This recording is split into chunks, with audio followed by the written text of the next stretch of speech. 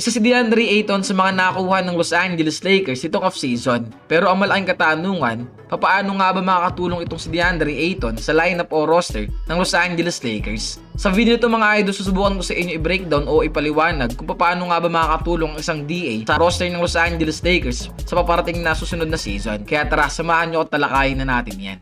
Matapos makakuha ng Lake Show ang kampeonato noong 2020, napansin ko lang na sa mga sumunod na taon pala, wala na silang masasabi nating dominant na big man na katulad ni Dwight Howard at JaVale McGee na talagang malaki ang naging ambag para makuha nila ang kampeonato noong taon na yon. Nung nakaraang season, si Jackson Davis ang tumayong starting center ng Los Angeles Lakers, pero ang problema lang, hindi consistent yung playing time na ibinibigay sa kanya.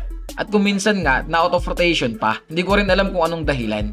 Pero sa susunod na season, meron na silang DeAndre Ayton na pwedeng sandalan. Maaari nilang gawin to bilang starting center na kanilang kupunan. Pero nakadepende na lang talaga yan mga idol sa kanilang head coach kung gagamitin ba nila tong starting center. Siguro naman hindi nila kinuha si DA para maging bangko ng kanilang kupunan. So paano nga ba makakatulong isang DeAndre Ayton sa lineup o roster ng Los Angeles Lakers? Una sa lahat mga idol yung shooting na meron siya. Alam naman nating lahat na modern na ngayon ang big man ng NBA. Kung mapapansin nyo, karamihan ng big man ngayon ay tumitira na talaga sa 3-point line. At ito nga yung kayang gawin ni DeAndre Ayton. Hindi lang yan, pati na rin sa mid-range, kaya niya rin umiscore. Katulad na nga lang nito. Matapos ito i-handoff ni Ayton yung bola kay Grant, tignan nyo maigi. Nagset na kaagad siya ng screen sa kabantayan o sa bumabantay kay Jeremy Grant. Pero gumawa pa rin dito ng paraan si KD mga idol para habulin yung binabantayan niya. Kaya ang nangyari, binigay dito ni Grant yung bola kay DeAndre Ayton. Kung mapapansin nyo, nag-commit dito si Devin Booker para depensahan itong si Ayton kasi kung hindi, titira na talaga yan. Kaya ang nangyari mga idol, hinanap dito ni Ayton kung sino yung open sa mga kasamahan niya at nakita niya nga dito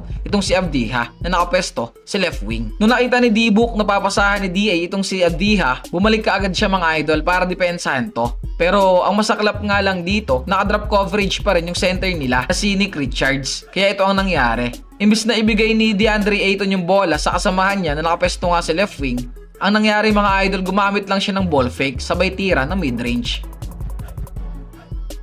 Katulad ng kanina, ganun lang ulit ang mangyayari dito dahil sa maluwag na depensa ng kalaban, makakatira si DeAndre Ayton na mid-range jumper. Para sa akin, kung magiging consistent yung shooting ni DeAndre Ayton sa mid-range, talagang malaki ang matutulong nito para sa purple and gold. Isipin nyo mga idol, kung makakargada si DeAndre Ayton ng almost 42% pagdating sa top of the key, sa mid-range yan short corner, nag-a-average yung mga idol ng 54.2%. Napakataas na yan, kumbaga sa league average na 39.6% lang. Pagdating naman sa left elbow, nag-a-average lang siya ng 35.7%. Mababa to kumpara sa league average na 40.1%. Pagdating naman sa right elbow, di hamak na mas maganda yung pinapakitang shooting ni DeAndre Ayton kumpara sa league average na 39% lang. Si Ayton kasi mga idol nag-average sa spot na yan ng 50%. O baka sabihin ng iba, hinahype ko lang itong si DeAndre Ayton, hindi naman sa ganun mga idol. Talagang maasahan lang din siya pagdating sa mid-range. Pero nakita ko lang ng problema pagdating sa 3-point line, hindi siya ganun ka-consistent. Kumbaga mababa yung percentage niya dito. Sa mga di nakakaalam, nag-average lang itong si DA last season ng 18.8% pagdating sa 3-point line. Sobrang baba niyan kung ikukumpara natin sa ibang big man. Bali, nandito nga pala yung ilan sa mga shot chart ni DeAndre Ayton. Pagdating sa right corner, nag-average lang siya ng 12.5%, shooting 1 out of 8. Samantala, sa left corner naman, nag-average itong si DeAndre Ayton ng 0%. Yes, tama ka na narinig mga idol, hindi siya nakapagtala ng kahit isang 3-pointer dyan sa pwesto na yan. Sa right wing naman, nakapagtala si DeAndre Ayton ng 33.3%, shooting 1 out of 3. Pagdating sa top of the key mga idol, medyo maganda yung pinapakita ni DA dito, na kung saan mas mataas siya kumpara sa league average. Nag-average itong si DA sa top of the key 3-pointer ng 37.5%. Mataas ng bahagya kumpara sa 35.1% ng league average, shooting 3 out of 8. Kung titingnan natin maigi mga idol, not bad naman, at least alam natin na he can shoot 3 din. Kaso hindi nga lang ganun kataas yung percentage. Ang isa pa sa nagustuhan ko sa playing style ni DeAndre Ayton, yung pagiging lob threat niya. Alam naman nating lahat na kinakailangan ng Lake Show na katulad ni DeAndre Ayton, lalong-lalo na't maglalaro siya with Luka Doncic at LeBron. Narito ang halimbawa na kung saan makikita natin dyan na athletic talaga na big man itong si DeAndre Ayton, na kung saan maasahan talaga siya sa mga lob pass. So dito mga idol, matapos mag-set ng pick ni DeAndre Ayton, mag-roll na kaagad siya papasok sa loob ng paint. Kung papansin nyo, natagalan pa nga siya pasahan ng point guard nila na si Anthony Simons. Sa tingin ko, marami tayong makikita na pick and roll scenario sa pamamagitan ni DeAndre Ayton. Hindi ko lang alam kung sino madalas ang gagamitin nila dyan, kung si Luka Doncic ba or si LeBron. Pero sa tingin ko, mas nakafocus na sila ngayon kay Luka Doncic. Isipin nyo mga idol, si Luka or Lebron, yung magiging kapalitan dito ni Unfairness Simons, at alam naman nating lahat na di hamak na mas mahusay na playmaker itong dalawa na to kumpara sa nasabing point guard. Hindi ko naman sa nilalait si Simons mga idol mas maganda lang kasi talaga yung playmaking ability ni Lebron at Luka kumpara sa kanya. Dito sa susunod na video na ipapakita ko sa inyo, si Scoot Henderson naman ang mag-setup ng play para kay DeAndre Ayton. So ayun mga idol, matapos maiwanan dito ni Henderson, yung primary defender niya, nag-commit dito yung center ng kalaban, si Plumlee. At dahil dyan, na-open na sa baseline itong si DeAndre Ayton. Kudos kay Henderson mga idol kasi alam niya kung anong dapat gawin. Dahil nakita na nga dito ni Scoot na open na yung kasamahan niya, naghain na siya ng lampas para kay DeAndre Ayton. Saktong-sakto mga idol, DeAndre Ayton, throws it down. Easy 2 points para sa Portland. Sa mga matagal nang sumusubaybay sa laruan ni Lebron at Luka Doncic, malamang sa malamang alam nyo na rin na si DeAndre Ayton ang perfect na big man para sa dalawang to.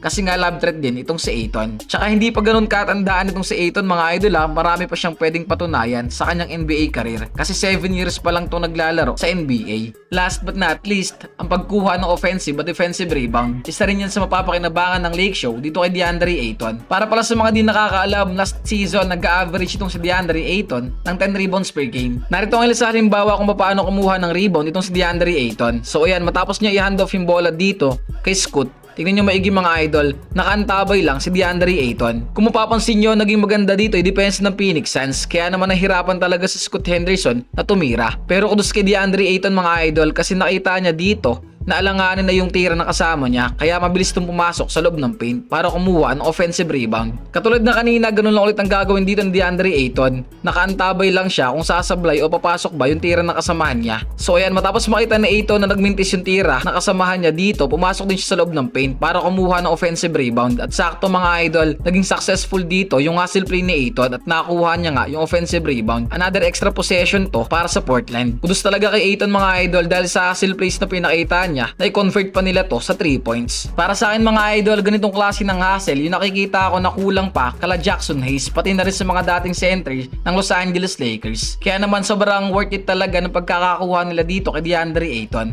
Pero syempre, tulad nga ng sinasabi ko sa inyo dati, hanggat hindi pa natin nakikita na naglalaro to sa purple and gold, hindi pa talaga makikita kung gaano siya ka-epektibo. Kaya naman abangan natin mga idol sa darating na October. Pagdating naman sa depensa, hindi masyadong kilala itong si DeAndre Ayton bilang isang batikan na defender.